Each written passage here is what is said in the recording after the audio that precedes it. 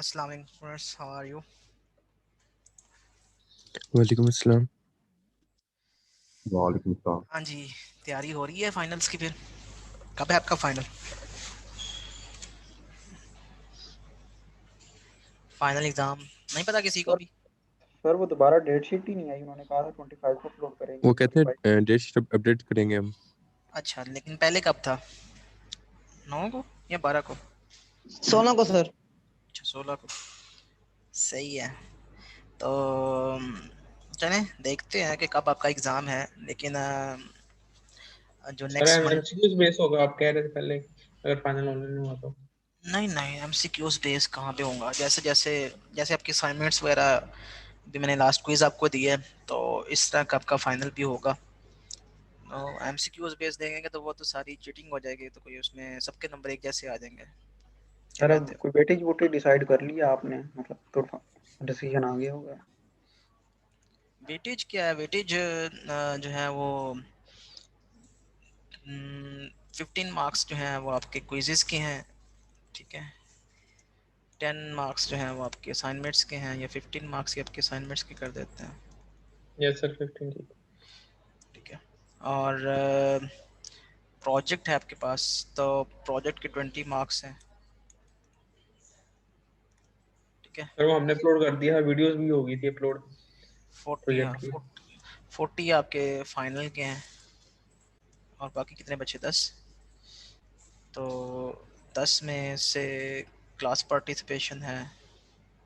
Class participation तो quizzes के marks increase कर देते हैं। That's it. 5 कर देते हैं। 5, 20, 15, 20, 40। ये है जी आपकी 5 सीपी के, 20 क्विज़ेस के, 15 असाइनमेंट्स के, 20 प्रोजेक्ट्स के, और 40 फाइनल के। तो ये तो 60, इसमें तो कुछ भी कमी बेशी नहीं हो सकती है। उन्होंने कहा हुआ 60 मार्क्स अपने रखने। बाकी ये है 40 मार्क्स, जैसे आप कहते हैं वैसे ट्विस्ट तो कर सकते हैं जी। सर आपने मिड भी तो लिया था। हाँ, मिड, वही मैं कह रहा हूँ कि मैंने क्वेश्चन जो है ना, क्विज के मार्क्स इतने ज़्यादा नहीं रखे थे। फाइनल की कम करते हैं।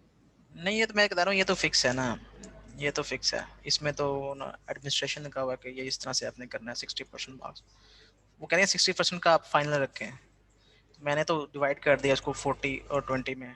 20 आपको प्रोजेक्ट्स के दे दिए, तो इसमें तो ये 60 फिक्स है। बाकी जो 40 मार्क्स हैं, 40 मार्क्स में आपका 20 का मिड है, ठीक है। 10 का क्विजेज हैं और 10 के असाइनमेंट्स हैं। तो इसमें मिड जो है उसको कम कर लेते हैं, मिड और 15 का कर देते हैं। जैसे क्लास पार्टिसिपेशन की भी डालते हैं। क्विज के 15 कर देते हैं, और 10 जो है वो असाइनमेंट्स के कर देते हैं। क्लास पार्टिसिपेशन में 4-5 स्टूडेंट्स ने क्लास पार्टिसिपेट किया, उनके नाम मुझे याद हैं, बाकी सब ज़ीरो हैं। तो लगा दूं कार्ड्स क्लास पार्टिसिपेशन के? नहीं सर, करने दें। जी। So excuse me sir. हाँ जी। सर जो प्रोजेक्ट है हमने एक ही डॉक्यूमेंट में, उसमें कोड भी था और सारी डिस्क्रिप्शन। सर हमने बिल्कुल एक ही डॉक्यूमेंट करवाया। बिल्कुल सही है। तो आपने बेसिकली जो है ना, प्रेजेंटेशन बनानी है। प्रेजेंटेशन स्लाइड्स आपने अगर नहीं बनाई तो वो पावर पीपीटी फाइल्स बना लें। तो सर नेक्स्ट मैं वीक में, कल। यानी कि मंडे को, मंडे वाली क्लास में और थर्सडे वाली क्लास में आपकी जो प्रेजेंटेशंस हैं वो होंगी। मतलब आप क्लासेस आर फिनिश नाउ। जो मैंने अब कुछ नहीं पढ़ाना आपको, कब तक कोर्स आज कंप्लीट हो जाएगा। आज लास्ट लेक्चर है आपका पढ़ाने के हवाले से, वैसे लास्ट लेक्चर नहीं है। लेकिन जो नेक्स्ट वीक में जो क्लासेस हैं आपकी मंडे और थर्सडे को, उसमें आपने प्रेजेंटेशंस देनी है। और सर क्लास क्लास टाइमिंग पे ही होंगे, ताकि कोई इशू ना हो किसी को। तो क्लास टाइम पे या आगे पीछे मूव करनी भी हुई तो मैं वो बता दूंगा आपको, लेकिन मोस्ट प्रॉब्ली क्लास टाइम पे होगी। तो आप मंडे को क्लास टाइम पे ही रखें, 3:30 पे। तो आपने मुझे जो है ना वो, मैं आपको स्केच मैं देख लेता हूँ कि किस किस ने सबमिशन करवा दी है, ठीक है। तो जो फर्स्ट कम फर्स्ट सर्व की बेस पे हमें प्रेजेंटेशंस रख सर आप देता हूँ जी। सर आप प्लीज़ ये बता दें कि मंडे को किस किस ने प्रेजेंट करनी है और थर्सडे को। हाँ मैं वही कह रहा हूँ कि मैं आपको वो बता दूंगा कि मंडे को जो है ना थ्री, मैं टाइमिंग बताऊंगा कि टाइमिंग क्या है आपकी, ठीक है। 3:30 को कौन प्रेजेंट करेगा 3:30 से, और फिर उसके बाद 3:45 पे कौन प्रेजेंट करेगा, या 3:40 पे, 4 PM पे कौन प्रेजेंट करेगा, एंड सो ऑन। तो इस सर तरह आप से मेल मैं करेंगे? ईमेल करूँगा आपको, ठीक है। वो स्केड्यूल बना के आपको मैं ईमेल कर दूंगा। तो यहाँ पे आपके नेम्स वगैरह होंगे, ठीक है। तो आपको पता चल जाएगा कि आपकी टाइमिंग क्या है, तो आप उस टाइम पे आएंगे और प्रेजेंट करेंगे। ठीक हो गया? Okay sir. ओके। ये भी मैंने पूछना था कि हमारा फाइनल का पैटर्न कैसा होगा? फाइनल का पैटर्न कैसा होगा, जैसे मैंने अभी आपको क्विज दिया है ऐसा पैटर्न होगा आपका। Okay sir. और सर हमारी न्यू डेट शीट अभी नहीं आई कि अब पेपर कब है हमारा उसका? वो तो अभी नहीं आई, तो आ जाएगी, उसकी फिक्र ना करें, वो तो डिसाइड कर देंगे 1-2 दिन में। तो आप बस अपना जो है ना तैयारी करें अपने सब्जेक्ट्स की। तो कोई क्वेश्चन है तो आप मुझसे पूछ सकते हैं ऑफ द क्लास भी। आप मुझसे टाइमिंग ले सकते हैं, जूम मीटिंग कर सकता हूँ मैं आपके साथ, आप मुझे पहले बता दीजिएगा तो मैं आपके साथ जूम मीटिंग कर सकता हूँ। उसमें आपकी क्वेरीज जो है, इंडिविजुअल क्वेरीज जो है वो मैं उसमें एंटरटेन कर दूंगा, ठीक है। Okay sir, so thank you. So let's start the lecture. जी, किसी और का ये जो क्वेश्चन आपने है? सेशन सर मार्क्स बताए हैं 40, सर सर ये आपने आपने कहा था कैलकुलेट कि किए हमारे कि नहीं? 1 by 1 जी। जी सैयद। सर मैंने पूछना ये था कि जो आपने भी 40 मार्क्स बताए हैं हमारे सेशन, ये भी कैलकुलेट हो गए हैं, ये करने हैं अभी आपने इसकी असेसमेंट्स वगैरह? यार असेसमेंट्स जो हैं वो मेरे पास ना पूरी की पूरी शीट बन गई हुई है, टीए ने शीट बना दी है।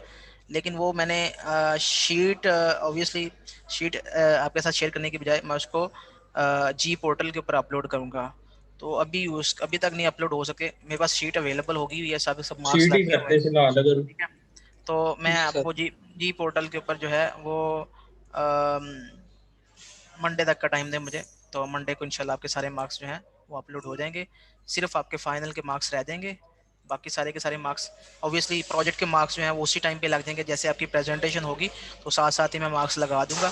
तो मतलब नेक्स्ट वीक में आपके सारे मार्क्स लग जाएंगे, सिर्फ फाइनल के रह जाएंगे। तो जैसे ही आपका फाइनल होगा आपके फाइनल के मार्क्स लगेंगे और आप फारिग हो जाएंगे, ठीक है। तो सर शीट सर वो आपने हाँ जी। सर आपने पीपीटी की जगह कहा था कि वर्ड की फाइल और मुझे वीडियो सेंड कर दीजिएगा। वो तो तो मैंने कहा था ठीक है, लेकिन मैं आपको कह रहा हूँ कि आपने वीडियो सेंड कर दी है और आपने डॉक्यूमेंट फाइल सेंड कर दी है, ठीक है, ओके। लेकिन यस पीपीटी सर। फाइल्स भी आपने, पावर पॉइंट स्लाइड्स भी आपने बनानी है। जब आपके पास जब आपकी प्रेजेंटेशन होगी तो वो उसके थ्रू होगी, ठीक है। तो उसमें आप सर उसमें क्या डालेंगे भला, आपको बता यार दो उसमें जरा। ये डालेंगे कि उसमें आप अपने कोड के स्नैपशॉट्स डाल सकते हैं, ये सर कोड है। उसमें एक वीडियो डाल दें, जो वीडियो आपने उसमें अपलोड किया वो वीडियो उसमें डाल दें। पीपीटी में वीडियो भी चल जाती है। तो आप पहली स्लाइड पे जो है ना वो कहें कि सर ये हमने ये किया है, ठीक है, और ये इस तरह से हमने ये मैंने अपने कंप्यूटर के ऊपर इस तरह से उसको कंपाइल किया है, इस तरह से उसको रन किया है। तो वीडियो से ये होगा कि काम जल्दी हो जाएगा, बजाय इसके कि आप अ, यस ठीक है, बार बार करें उसको। ठीक है सर। सर ये रहा काम हमने वर्ड पे किया हुआ है, यानी कि जैसे आप कह रहे हैं कि स्नैपशॉट अपलोड किया और हाँ उसको तो मैं एक्सप्लेन उसको किया कह हो। रहा हूँ कि आप उसकी स्लाइड्स बना लें, वही कंटेंट्स तो ये उसमें यानी डाल सिर्फ दें। सिंपली यानी कि जो हमने वर्ड पे काम किया है उसको हम यानी कि पीपीटी फाइल में ले आए। एग्जैक्टली ताकि आप उसको प्रेजेंट कर सके ना। प्रेजेंटेशन का नहीं आपको पता प्रेजेंटेशन किस तरह यस देते यस। हैं, तो बस ठीक है। आपके अपने ऊपर है कि आपने किस तरह से प्रेजेंट करना है, मैं मुझे ये बताने की जरूरत ही नहीं है। आपने जैसे प्रेजेंट करना है आपकी अपनी मर्जी है। मैं तो वैसे ही आपको एक सजेशन दे रहा हूँ कि आप पीपीटी से कर लें तो ज़्यादा अच्छा रहेगा आपके लिए भी और मेरे लिए भी, क्योंकि समझाना और समझना आसान होगा। ओके। सो आपने क्विज कर लिया था, जो आपको मैंने क्वेश्चंस दिए थे सारे के सारे क्विज क्वेश्चंस हो यस गए थे यस। पीडीए के, ठीक है। सबसे मुश्किल क्वेश्चन कौन सा था? Second one. दूसरे वाला पर कौन सा, क्या था? Sir AEC, A B C. A के आई ऊपर I, B हाँ। के ऊपर G, जे। B के ऊपर G, तो ओके। K हाँ ग्रेटर देन इक्वल टू 1, हाँ, ये सारे ग्रेटर देन इक्वल टू 1 है, और इसके अलावा code I I plus is K equal is equal to J. I plus K is equal to J. Hmm. Sir ये तो तो होता ही नहीं है। नहीं होता। ये अरे शुरू तो ये हो जाएगा ना, सर इस पे ए आई खपते बी रहे, ये आई हुआ ही नहीं फिर। पी के। अच्छा एक लिख दिया, ये नहीं चलें होता। चलें अभी करते हैं इसको। इसका मतलब ये है कि अगर आपके पास इस ये एक ऐसी लैंग्वेज है जिससे वो सारे के सारे वर्ड्स जो हैं वो बिलोंग करते हैं, ठीक है, जो कि इस तरह से हैं। अगर 2 दफ़ा बी आया है तो इस तरह से आ सकता है, ठीक है, ये वाला वर्ड इस लैंग्वेज से बिलोंग करेगा, ठीक है।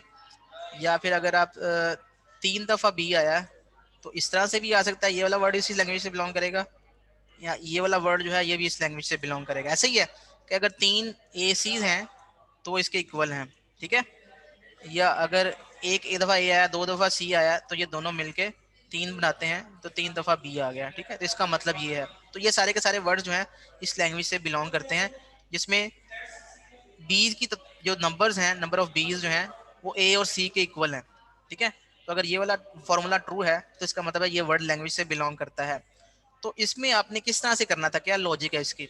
इसकी लॉजिक कुछ इस तरह से आप देख सकते हैं। अगर मैं इसको पार्टीशन इस तरह से करूं, इसमें आप देख सकते हैं number of face number of बीस के इक्वल है, और इसमें नंबर ऑफ बीस नंबर ऑफ सीज के इक्वल है। इसी तरीके का इसकी पार्टीशन मैं यहाँ से करूँ, इसमें नंबर ऑफ बीस नंबर ऑफ सीज के इक्वल है, number of face number of बीस के इक्वल है, ऐसे ही है। तो इसको किस तरह से करेंगे? ये ए एन बी एन है, ये वाला ए एन बी एन, जैसे इसकी पार्टीशन ये ए एन बी एन है, ठीक है, और ये अलग से ए एन बी एन है। Yes. तो इसको किस तरह से सॉल्व करेंगे? Let's solve this question. सबसे पहले हमने क्या किया, कुछ भी रीड नहीं किया, कुछ भी पॉप नहीं किया, और हमने डॉलर सिंबल पुश कर दिया, और हम यहाँ पे स्टेट नंबर 1 पे आ गए स्टेट नंबर 0 से, ठीक है। अब मैंने क्या करना है, एज के साथ मैं क्या करूंगा, पुश करूंगा पॉप करूंगा, क्या करूंगा, एज को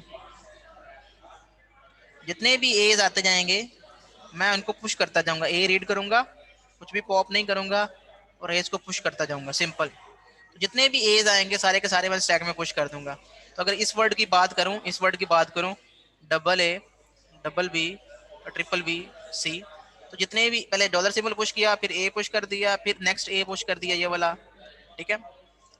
अब मैं क्या करूंगा,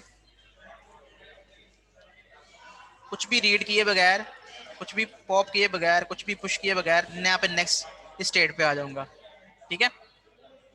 अब यहाँ पे मुझे क्या करना चाहिए, ए एन बी एन के लिए मुझे क्या करना चाहिए, ये ए एन बी एन है, क्या सर करना बी चाहिए पे मुझे, पॉप करना चाहिए। बी पे ए पॉप करना चाहिए, तो बी पे ए पॉप कर दूंगा मैं, ठीक है। बी रीड करूंगा, ए पॉप करूंगा, और कुछ भी पुश नहीं करूंगा, ठीक है। तो जितने भी बीस के लिए ए पॉप होता रहेगा, दैट्स इट, ये चलता रहेगा, ठीक है। फिर मैं क्या करूंगा, अगर ऐसा नहीं होता, कुछ भी रीड किए बगैर, कुछ भी पॉप किए बगैर, कुछ भी पुश किए बगैर, मैं इस स्टेट पे आ जाऊंगा, ठीक है। मतलब ये कि पहला बी मैंने रीड किया और मैंने ए पॉप कर दिया, फिर मैंने दूसरा बी रीड किया और फिर मैंने बी ए पॉप कर दिया, ठीक है, डन हो गया। समझ आ गई इस चीज की? Yes sir. ओके। अब आप ये भी कर सकते हैं कि अगर आप ये वाला बी रीड करेंगे, ये वाला बी रीड करें, ये वाला बी ज्यादा है ना, बी तो ऑब्वियसली ज्यादा है ए से, ठीक है। तो अगर बी ज्यादा है ए से, तो जैसे ही आप बी रीड करें, ठीक है, अब आप ये वाला बी रीड करेंगे तो पॉप क्या होगा, ये वाला जब थर्ड वाला बी रीड करेंगे तो पॉप क्या होगा कुछ भी नहीं। ना, कुछ भी नहीं सर होगा। ये एस वाला जब वो आप डॉलर हो जाएगा। जब ये वाला बी रीड करेंगे तो डॉलर सिंबल पॉप होगा। तो आप क्या कर सकते हैं, आप कह सकते हैं कि जैसे ही मैं बी रीड करूं और डॉलर सिंबल पॉप हो, ठीक है, तो आप उसको डॉलर सिंबल को दोबारा पुश कर दें और आप इस स्टेट पे आ जाएं, स्टेट नंबर 3 पे। तो इसका मतलब क्या हुआ कि पहले जो बीज, अगर बीज के अगेंस्ट ए पॉप होता रहता है तो आप यहीं पे रखते हैं, यहीं पे रहते हैं। तो जैसे ही बी के अगेंस्ट डॉलर पॉप हुआ तो आप इस स्टेट पे आ गए, स्टेट नंबर 3 पे। तो अभी स्टैक की स्टेट ये है, स्टैक के ऊपर डॉलर ही पुश है, क्योंकि डॉलर पॉप किया था फिर आपने उसको पुश कर दिया, तो डॉलर ही पुश, ठीक है। तो अब आप जो है, मैं आपको बताता हूँ, अब आप बी रीड करके, आपने बी रीड किया था, ठीक है, और आपने डॉलर पॉप हुआ तो आपने डॉलर ही पुश कर दिया। अब आपने करना क्या है, करना ये है कि असल में ये वाला जो बी है ये स्टैक के ऊपर पुश होना चाहिए था, ताकि इस बी के अगेंस्ट फिर सी को हम जब सी रीड करते तो बी को पॉप करते, ठीक है। तो इसका सोल्यूशन ये है कि आप जो है एक दफा यहाँ पे एक और सिंबल यहाँ पे राइट कर दें कि आप कुछ भी रीड किए बगैर, कुछ भी पॉप किए बगैर एक दफ़ा बी एक और पुश कर दें, तो आपने ये वाला बी पुश कर दिया यहाँ पे, क्योंकि ये वाला बी जो है जब आपने रीड किया था तो डॉलर सिंबल पॉप हो गया था, तो इस बी के अगेंस्ट आपने डॉलर सिंबल को भी पुश करना है और बी को भी पुश करना है। तो ये दोनों को पुश करने के लिए आप इस तरह से लिख सकते हैं, आप दोनों को इकट्ठा भी लिख सकते हैं, एक साथ भी लिख सकते हैं, आप डॉलर बी भी लिख सकते हैं ऐसे। इसका मतलब ये है कि पहले डॉलर को पुश करो फिर बी को पुश करो। तो ये मैं अलग अलग कैरेक्टर लिखने की वजह ये है कि मैं एक कैरेक्टर को पॉप पुश करना चाहता हूँ या पॉप करना चाहता हूँ। तो मैं स्टेट नंबर 4 पे आ गया, कुछ भी रीड किए बगैर, कुछ भी पॉप किए बगैर मैंने बी को पुश कर दिया। मेरे स्टैक की स्टेट ये है, और जितने भी बीज आएंगे अब मैं उन सब बीज को यहाँ पे पुश करता रहूंगा, ठीक है। तो जैसे ही मेरे पास सीज आएंगे, कुछ भी रीड किए बगैर, कुछ भी पॉप किए बगैर, कुछ भी पुश किए बगैर मैं स्टेट पे आ जाऊंगा, और जितने भी सीज आएंगे सी के अगेंस्ट पॉप होना चाहिए बी को, ठीक है। और जैसे ही कुछ भी रीड किए बगैर सीज खत्म होंगे, डॉलर सिंबल पॉप होना चाहिए और नल सिंबल जो है उसको मैं पुश करूंगा, तो मैं फाइनल स्टेट पे पहुंच जाऊंगा। बनी है कि नहीं बनी? आप कहते हैं बनती नहीं है इसकी जी। अरे सर जुल्म तो ना किया आपने सर। सर यार जुल्म किया था इस क्वेश्चन में। यस सर, ये आधी भी करी थी मुझसे। सर अच्छा। इसमें ना हमने एक एक्स्ट्रा वेरिएबल लिया था एक्स के थ्रू हाँ। करके सॉल्व किया था। अच्छा तो लेकिन उधर ऑर्डर नहीं आया था, मतलब ऑर्डर नहीं खराब नहीं, ये लॉजिक कुछ भी लॉजिक तो हो मुझे समझ आ गई थी। हाँ जी, लॉजिक कुछ भी हो सकती है, लेकिन आप उस चलना सही चाहिए, करेक्ट चलना चाहिए उसको, ठीक है। तो ये थोड़ा सा मुश्किल सा क्वेश्चन था, काफी मुश्किल था। तो आपने इक्वल नंबर ऑफ फेज और इक्वल नंबर ऑफ बीज वाला कर लिया था? A N B N. Yes sir, वो तो हो गया। ए एन बी एन नहीं, इक्वल नंबर ऑफ फेज और equal number of B's. Equal number of phase का मतलब है ये इक्वल नंबर ऑफ फेज है, नंबर ऑफ बीज। एज कहीं पे भी आ सकते हैं, यस सर कर लिया था। बीज कहीं पे भी आ सकते हैं, ये वाला, ठीक है? तो अगर नहीं किया तो आप इसकी ट्राई करिएगा, ठीक है। ओके, सो अब मैं आपको लास्ट टॉपिक जो है ट्यूरिंग मशीन, उसको थोड़ा सा टच कर लेते हैं और फिर हम आपका क्लास जो कोर्स है उसको वाइंड अप करते हैं, ठीक है। सो ये ट्यूरिंग मशीन को रहने दें। सर रहने दें। सर रहने दें। यस सर रहने दें। यस सर रहने दें मेरे पास। क्योंकि ट्यूरिंग मशीन आपके लिए फिर और भी यस सर प्लीज मुश्किल एरिया हो में जाएगी। कवर नहीं होगी वैसे भी। पहले कुछ कैसे हो गया सर? सर वैसे पढ़ा दें चलें लेकिन पेपर में ना दीजिएगा। चलें, पेपर में नहीं देते लेकिन आपको वैसे पढ़ा देते हैं, ठीक यस है। सर, ये ठीक है। बेस्ट। आपने इस लैंग्वेज के लिए A N B N C N के लिए आपने पीडीएफ बनाया इस लैंग्वेज के लिए? जितने क्या नंबर ऑफ बनाया? एज हो, जितने अच्छा। नंबर ऑफ एज हो उतने नंबर ऑफ बीज हो और उतने नंबर ऑफ सीज हो, ए बी सी। सर ये नहीं पीडीएफ बन सकता इसका? इसका पीडीएफ नहीं बनेगा। इसका पीडीएफ बनाने के लिए आपको 2 स्टैक्स लेने पड़ेंगे, ठीक है। तो पीडीएफ विद 2 स्टैक्स, तो पीडीएफ विद 2 स्टैक्स जो है वो ट्यूरिंग मशीन बन जाती है। डीएफए विद स्टैक जो है वो आपको बन जाता है पीडीए, और पीडीए विद स्टैक जो है वो आपका बन जाता है ट्यूरिंग मशीन। मतलब ट्यूरिंग मशीन में डीएफए प्लस 2 स्टैक्स होते हैं, तो ये आपका ट्यूरिंग मशीन होती है, ओके। तो कुछ ऐसी लैंग्वेजेस होती हैं जो कि कॉन्टेक्स्ट फ्री भी नहीं होती। ये लैंग्वेज कॉन्टेक्स्ट फ्री लैंग्वेज नहीं है, सीएफएल नहीं है, ठीक है। ये लैंग्वेज जो है ये कॉन्टेक्स्ट सेंसिटिव लैंग्वेज है। तो आपको मैंने बताया था कि चॉम्स्की ने 4 टाइप्स में लैंग्वेजेस को डिवाइड किया था। तो पहली लैंग्वेजेस हैं रेगुलर लैंग्वेज, जिसके लिए हम डीएफए बना सकते हैं। दूसरी टाइप की लैंग्वेजेस हैं कॉन्टेक्स्ट फ्री लैंग्वेजेस, जिसके लिए हम पीडीए या सीएफजी बना सकते हैं। तीसरी टाइप की जो हमारी लैंग्वेजेस हैं वो है कॉन्टेक्स्ट सेंसिटिव लैंग्वेजेस, और उसके बाद हमारे पास रिकर्सिवली इनॉमरेबल लैंग्वेज है, रिकर्सिवली इनॉमरेबल लैंग्वेजेस। तो ये 4 तरह की लैंग्वेजेस हैं। इसके लिए हम डीएफए बना सकते हैं, इसके लिए हम पीडीए या सीएफजी बना सकते हैं, इसके लिए हम ट्यूरिंग मशीन बना सकते हैं, ट्यूरिंग मशीन। और कुछ ऐसी लैंग्वेजेस भी हैं जिसके लिए हम ट्यूरिंग मशीन भी नहीं बना सकते, ठीक है। तो रिकर्सिवली इनॉमरेबल लैंग्वेजेस भी हैं हमारे पास, okay. So let's discuss about ये लैंग्वेज के लिए अगर हमने A N B N C N है, ये मैं सिर्फ एक एग्जांपल आपको करवाऊंगा, ठीक है। A N B N C N, और इसकी फॉर्मल डेफिनेशन आप ट्यूरिंग मशीन की खुद ही देख लीजिएगा, ठीक है। मैं आपको ताकि एक ओवरव्यू दे सकूं, टाइम वेस्ट ना करें हम इसके ऊपर। तो ट्यूरिंग मशीन क्या होती है? ट्यूरिंग मशीन का मैं आपको स्ट्रक्चर जो है वो वैसे ही होता है जैसे कि डीएफ है, जिसमें नंबर ऑफ स्टेट्स होती हैं और आप एक स्टेट से दूसरी स्टेट में मूव करते हैं and so on so for, ठीक है।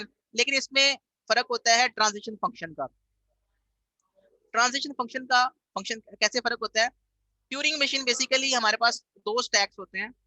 दो स्टैक्स को हम बेसिकली अगर हम इसकी बजाय हॉरिजॉन्टल की इस तरह से वर्टिकल की बजाय हम इसको अगर हॉरिजॉन्टल देखें और दोनों को इस तरह से मिला दें, ये एक स्टैक है और ये एक स्टैक है, दोनों को मिला दें इस तरह से, तो क्या बनेगा? ये एक टेप बनेगी, टेप।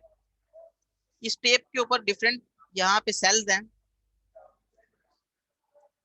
और ये इनफाइनाइट टेप है, इस तरफ भी, लेफ्ट साइड पे भी और राइट साइड पे।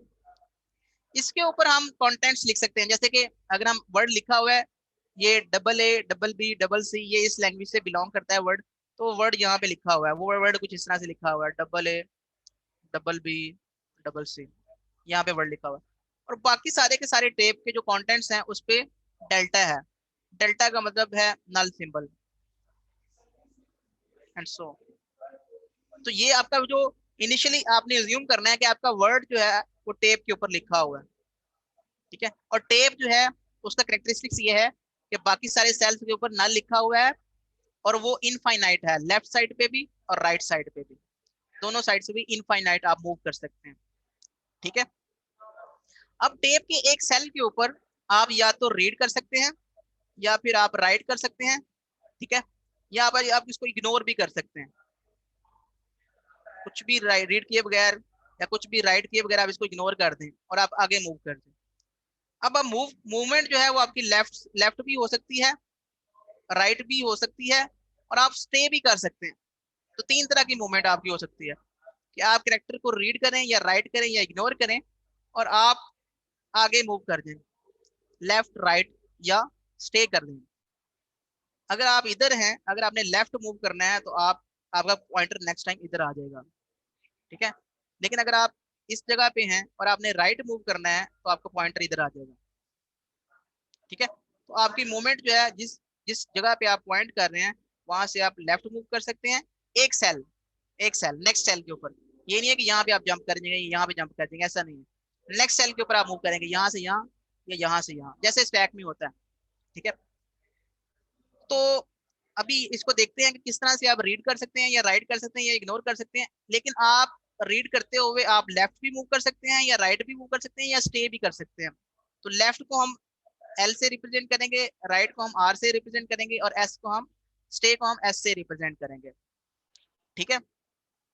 और अगर आपने राइट करना है, ठीक है, आपने रीड किया ए और आपने राइट करना है, फॉर एग्जांपल इसके ऊपर एक्स राइट करना है, आपने एक्स राइट करना है, तो आपने लेफ्ट या राइट मूव करना है तो आप यहाँ पे लिखेंगे एल। ये है ट्रांजिशन फंक्शन। इसका जो ट्रांजिशन फंक्शन है वो ये है। इसका मतलब क्या है? इसका मतलब ये है कि आप स्टेट नंबर 0 पे हैं, स्टेट नंबर 1 पे, यहाँ पे आप खड़े हैं स्टेट नंबर 0 पे। स्टेट नंबर 0 पे अगर आपने एक एक्टर रीड किया, आप उसको डॉलर सिंबल मार्क कर सकते हैं, राइट कर सकते हैं, ठीक है। और आप लेफ्ट या राइट मूव कर सकते हैं, तो आप यहाँ पे लेफ्ट या राइट लिख देंगे कि फॉर एग्जाम्पल मैं लेफ्ट मूव करना चाहता हूँ, तो ये ट्रांजिशन फंक्शन है।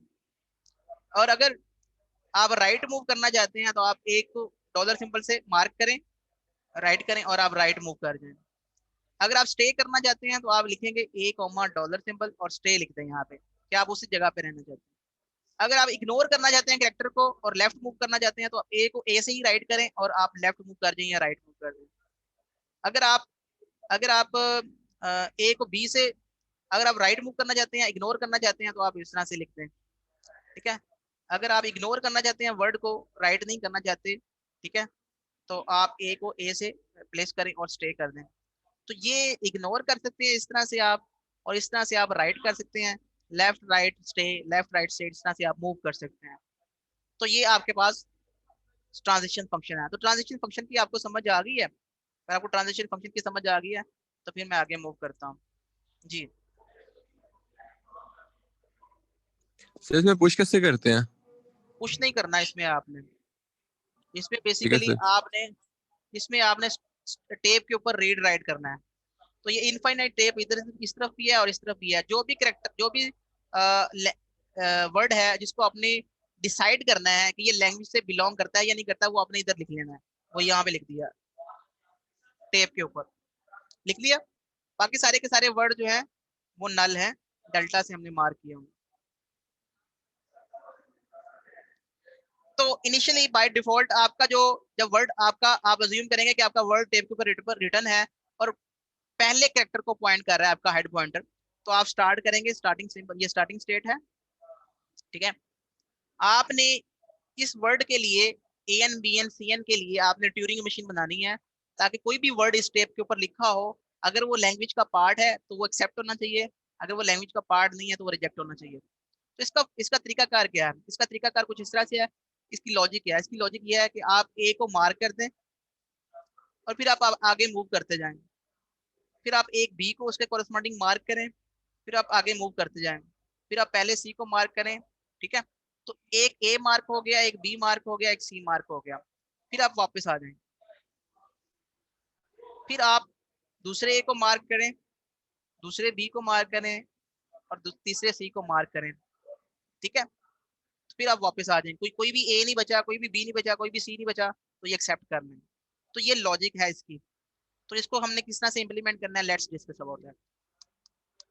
सबसे पहले हमने स्टेट नंबर 0 से A रीड किया, मैंने उसको मार्क कर दिया डॉलर सिंबल से, मैंने यहाँ पे डॉलर सिंबल मार्क कर दिया और मैंने मूव करना है, ये मेरे पास राइट है, ये मेरे पास लेफ्ट है, मैंने राइट मूव करना है या लेफ्ट मूव करना है? राइट मूव करना है।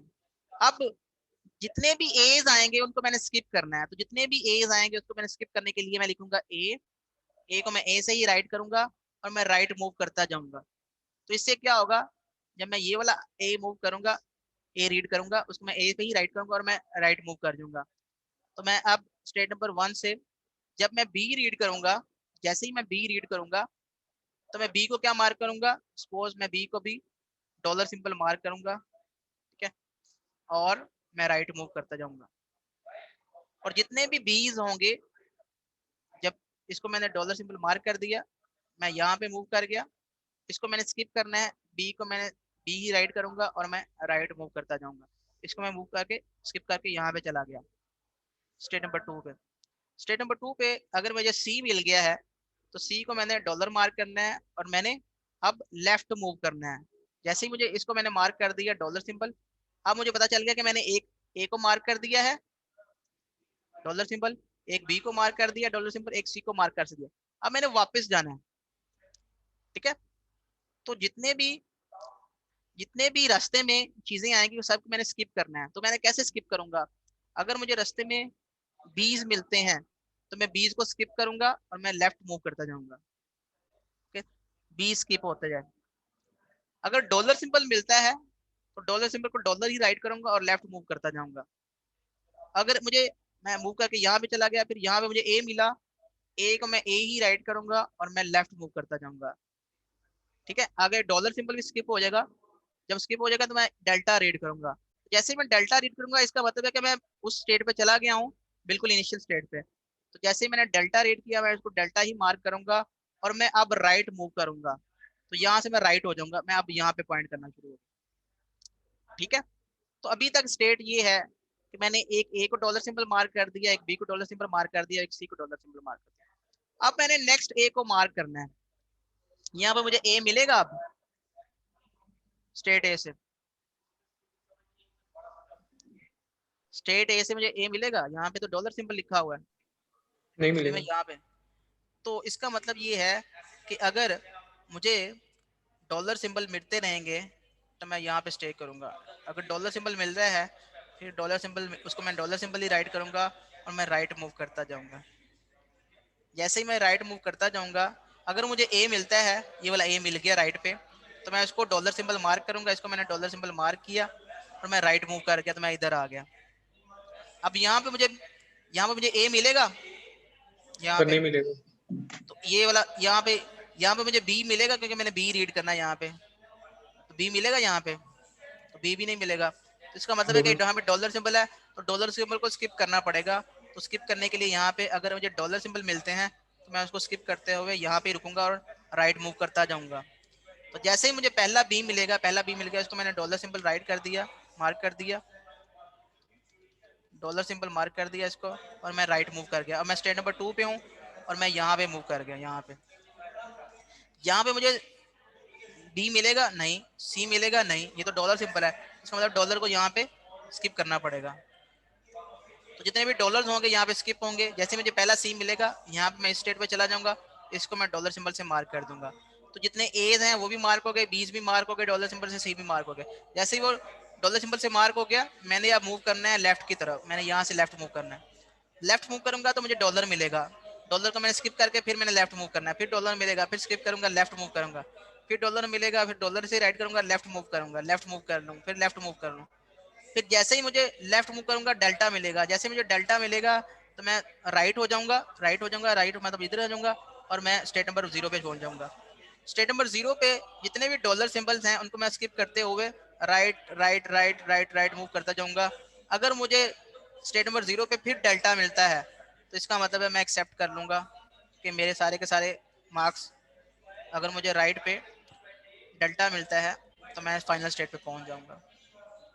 तो ये है Turing machine AN BN CN की। समझ आ गई बात आपको? Yes sir. तो ये थोड़ा मुश्किल है घुमाना, आगे पीछे मूव करना, लेकिन यस सर। आपको मैंने बता दिया है कि ट्यूरिंग मशीन चलती कैसे है। इसकी फॉर्मल डेफिनेशन आप देख लीजिएगा, ठीक है, कि इसकी फॉर्मल डेफिनेशंस क्या है, ठीक है कि और अगर आपने कोई ट्यूरिंग मशीन बनानी है तो जिसके लिए हम, जिस प्रॉब्लम के लिए हम ट्यूरिंग मशीन बना सकते हैं उसके लिए बेसिकली हम एल्गोरिदम डिजाइन कर सकते हैं, और जिसके लिए एल्गोरिदम लिख सकते हैं वो प्रॉब्लम सॉल्वेबल है। तो every problem for which we have a Turing machine, that problem is actually solvable। जी बताएं क्वेश्चन क्या है आपके? अयान अहमद खान। सर वो पहले का हैंड रेस था। अच्छा, कोई और किसी का क्वेश्चन है? सर जी सर मैंने ये पूछना था कि जो हमारी प्रेजेंटेशन होगी उसमें हमारा मेन फोकस कोड पे तो नहीं ना होगा कि हमने कोड को सारा प्रेजेंट करना है? सारा ही फोकस होगा। अब ये तो देखेंगे तो पता चलेगा ना कि प्रेजेंटेशन में क्या सर क्या है। सर आप कोड में से भी क्वेश्चंस कर सकते हैं। ऑफ कोर्स, प्रेजेंटेशन का मतलब ही ये है कि आपने कोड खुद किया है। इसका तो मतलब ये होगा कि आप किसी बच्चे से भी ले लें कोड और अपलोड कर दें, दैट्स इट। उसको भी मैं फिर उतने नंबर दूंगा कि जिसने खुद कोड किया है, और जिसने नहीं किया उसको भी उतने नंबर देने पड़ेंगे। तो कोड से पूछने से ही आइडिया होगा कि उसने कितना कोड किया है और क्या आता है उसको, ठीक है। Yes sir. सो आप ट्यूरिंग मशीन बनाएं।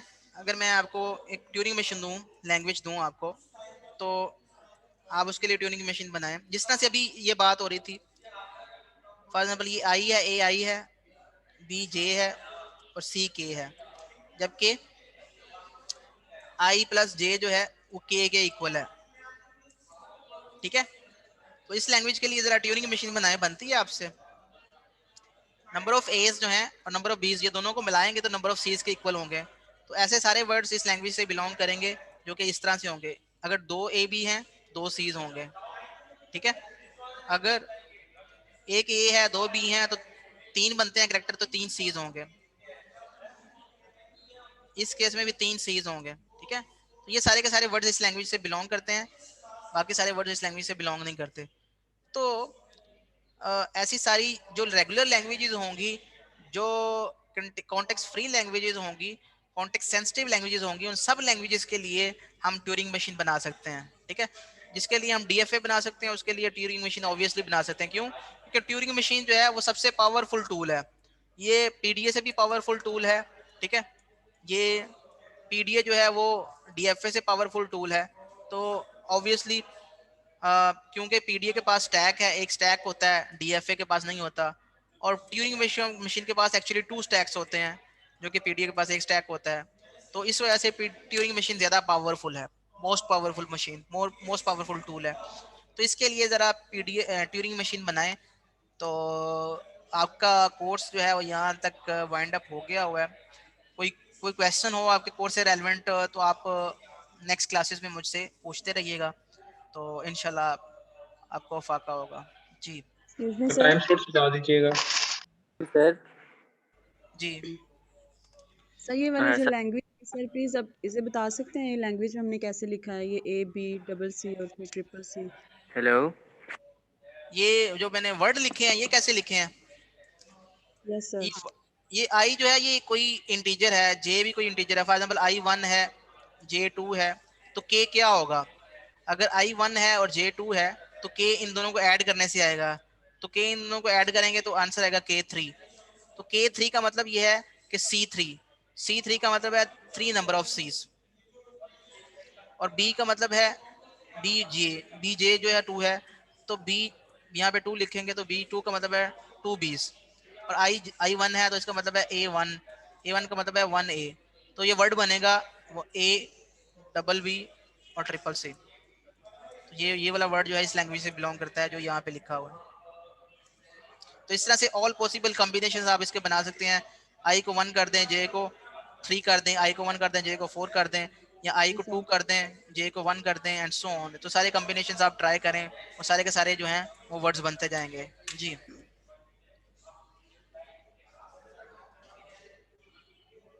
बस, और कोई क्वेश्चन? सर आपने मेरा क्वेश्चन सुना नहीं था। फाइनल में क्या क्या हाँ अब्दुल मन्नान बताओ, आपका क्वेश्चन क्या है? आप ऑफिस में बैठे हैं? हाँ जी मैं आ रहा हूँ। ऑफिस में नहीं हूँ मैं अभी ऊपर 6th फ्लोर पे हूँ, लेकिन ऑफिस में आ जाता हूँ 5 मिनट तक। जब ये क्लास एंड होगी उसके 5 मिनट के बाद मैं ऑफिस में मैं हूँगा। 5 मिनट में आपके पास आता हूँ। मतलब अभी जो क्लास एंड होगी तो उसके 5 मिनट के बाद मैं ऑफिस में होऊंगा। जी okay sir, thank you. Welcome. कोई और? सर सिलेबस बता दें फाइनल का। ओए होए, सिलेबस तो मैंने 2-3 दफा नहीं डिस्कस कर लिया। सर आप अपलोड ही कर देना फिर। सर अपलोड करते हैं आप। सर मूडल पे आप एक दफा अपलोड कर देना। मैं ऐसा करता हूँ यस सर, कि एक दफा अपलोड कर दें, भूल जाते मैं हैं। एक ना 5 मिनट की वीडियो बना के ना उसमें सारा का सारा वो अलग से एक वीडियो अपलोड कर देता हूँ, ताकि वो लेक्चर्स क्योंकि आपने देखने नहीं है, सुनने नहीं है, तो आपको मुश्किल फील होती है कि ढूंढने में कि पता नहीं कौन सी बात कहाँ पे हुई थी। तो मैं फिर एक 5 मिनट की वीडियो बना के वो मैं आपको अपलोड कर देता हूँ, तो आप वो देख लीजिएगा अबाउट सर योर। इतनी है मेहनत हमारे लिए है। हाँ जी सर आप बहुत अच्छे हैं। सर आप बहुत अच्छे हैं सर, शुक्रिया सर। मैंने we all love you sir. मैंने जो है ना वो आपको मार्क्स नहीं देने, आप ऐसे आपने जो है ना पास नहीं होना। अगर आप मेहनत करेंगे, पेपर में अच्छा परफॉर्म करेंगे, फिर आपने पास होना है। ठीक है सर? ठीक है सर। सर इंशाल्लाह आप हमारे साथ मेहनत करें, हम इंशाल्लाह भी इंशाल्लाह। इनसे ट्राई आउट कर रहे हैं हम लोग अपना। जी। सर ये ट्यूरिंग मशीन वाला टॉपिक फाइनल में नहीं ना आएगा? नहीं, ट्यूरिंग मशीन वाला टॉपिक अगर आया ना तो ये वाला सवाल आ जाएगा जो मैंने अभी लिखा था, यही वाला ओके क्वेश्चन आ सर। जाएगा। यस सर और दे सर जो दीजिए ये। presentation का, सर वो कौन से कब वाला तक इन्फॉर्म करेंगे हमें कि किस ग्रुप की किस दिन है? सर आप अभी टाइम स्लॉट डिसाइड कर लें। मैंने कब पेपर का, सर सर प्रोजेक्ट प्रेजेंटेशन का। का। प्रेजेंटेशन को ऑब्वियसली आपको नेक्स्ट लेक्चर में आप रेडी रहिएगा। ठीक है, तो ऑब्वियसली उसमें मैं आपको मंडे मॉर्निंग तक ही बता दूंगा कि आपकी किस टाइम पे क्लास प्रेजेंटेशन है। ठीक है, तो आप अपने पास अपनी जो प्रेजेंटेशन है उसको रेडी कर लीजिएगा। तो मंडे मॉर्निंग में मैं आपको बताऊंगा कि किस किस की प्रेजेंटेशन आज है और किस किस की प्रेजेंटेशन जो है वो नेक्स्ट क्लास में है। ठीक है, हो सकता है पहले ही बता दूं, लेकिन आप इन वर्स केस मैं मंडे मॉर्निंग तक बताऊंगा। Okay sir. ओके फिर, okay students, Allah Hafiz. Thank you so much for joining the classes and taking the classes. आपने बड़े हौसले से क्लासेस ली, तो ये अच्छी स्ट्रेंथ रही है इस कोर्स में ओवरऑल। दूसरे कोर्सेज की निस्बत इस कोर्स में अच्छी यस सर काफी स्ट्रेंथ बच्चे रही है। आते हैं। हाँ जी, काफ़ी बच्चे आते रहे सर हैं। अभी भी 44 बच्चे बैठे हुए हैं। हाँ जी, तो बड़ी बात है सर वो आपकी आपके पास ट्रिक क्या थी ना, वो अटेंडेंस लगाते हैं सर आप हमारी सारी चीजें देखें, उसी तरह हाँ, काम कभी उठ करते के जब जैसे बच्चों की स्ट्रेंथ कम हुई अटेंडेंस लगा लेते हैं यार जी, आखिरी क्लास में अटेंडेंस ही मार्क कर लें जी। सर क्लास टाइम पे होगी प्रेजेंटेशन हाँ जी, ओके मंडे अटेंडेंस को। प्लीज। अब्दुल मना क्लास होगी, उसमें प्रेजेंटेशंस हैं, लेकिन मैंने नहीं पढ़ाना, आपने मुझे बताना है कि आपने क्या किया प्रेजेंटेशंस। मैं अब्दुल पढ़ाऊंगा। Manan, Abdul Manan, present Abdul Rahman, present present Abdullah Numan Shamsi, present sir. Abdul Rahman Asif, present sir, present Abdurrahman Asif. Abrar Rasool, present sir. Abu Bakar Mujahid, Ahmad Hasan, present. Ahmad Zaheer Bhat, present sir. Ehteshamul Haq, Ayesha Zeenat, present sir. Aqsa Abid, yes sir. Arsalan Ahmad, Arsalan Alam, Ayan Ahmad, Dania Lateef, yes sir present. Hafiz Waleed, Dania present Lateef है, sir. Yes sir yes. Hafiza सना, हैदर अली, प्रेजेंट सर। हसाम बिन नासिर,